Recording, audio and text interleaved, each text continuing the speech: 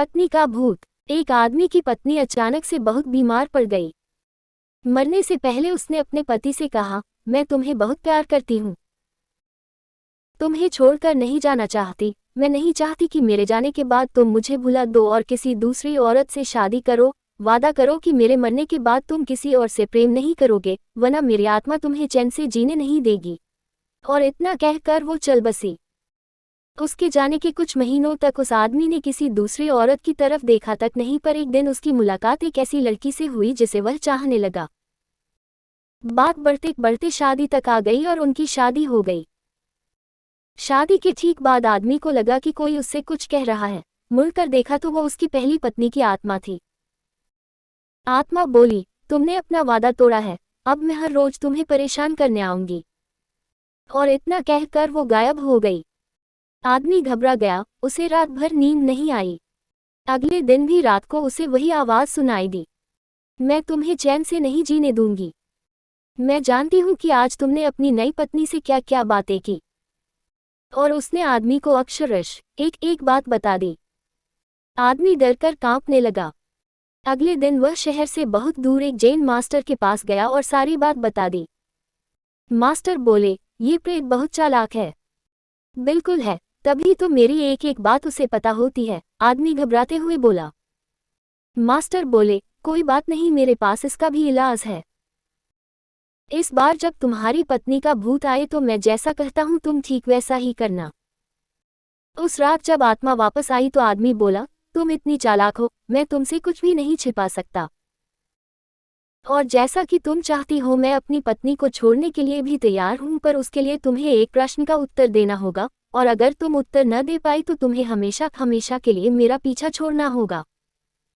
पत्नी का भूत बोला, मंजूर है, पूछो अपना प्रश्न। आदमी ने फौरन जमीन पर पड़े बहुत सारे छोटे छोटे कंकड़ अपनी मुट्ठी में भर लिए और बोला, बताओ मेरी मुट्ठी में कितने कंकड़ हैं। और ठीक उसी समय भूत गायब हो गया। कुछ हफ्तों बाद वो एक बार फिर से जैन मास्टर के पास उनका शुक्रिया अदा करने पहुंचा। मास्टर, उस भूत से मेरा पीछा छुड़ाने के लिए मैं जीवन भर आपका आभारी रहूंगा। आदमी बोला, पर मैं ये नहीं समझ पाया कि आखिर उस प्रश्न में ऐसा क्या था कि एक झटके में ही भूत गायब हो गया। मास्टर बोले, बेटा, दरअसल कोई भूत था ही नहीं। मतलब? आदमी आश्चर्य से बोला, हाँ, कोई भूत था ही नहीं। दरअसल दूसरी शादी करने की वजह से तुम्हें एक अपराधबोध महसूस हो रहा था और उसी वजह से तुम्हारा दिमाग एक भ्रम की स्थिति पैदा कर तुम्हें भूत का अनुभव करा रहा था। मास्टर ने समझाया। पर ऐसा था तो वो मेरी हर एक बात कैसे जान जाता था? आदमी ने पूछा।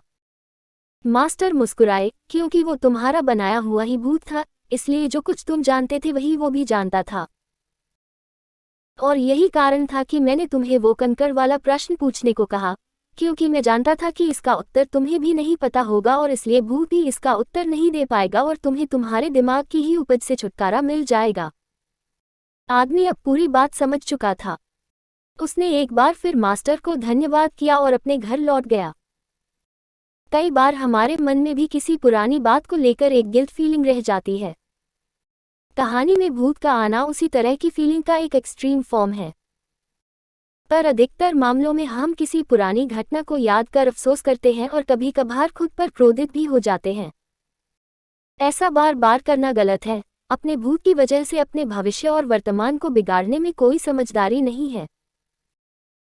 इसलिए अगर आप ही किसी पुरानी घटना की वजह से अपराधबोध महसूस करते हैं तो ऐसा ना करें। गलतियां करना मनुष्य का स्वभाव है, सभी करते हैं, आपसे भी हुई तो कोई बात नहीं। उस घटना को पीछे छोड़ें और अपने जीवन को सार्थक बनाने की दिशा में काम करें।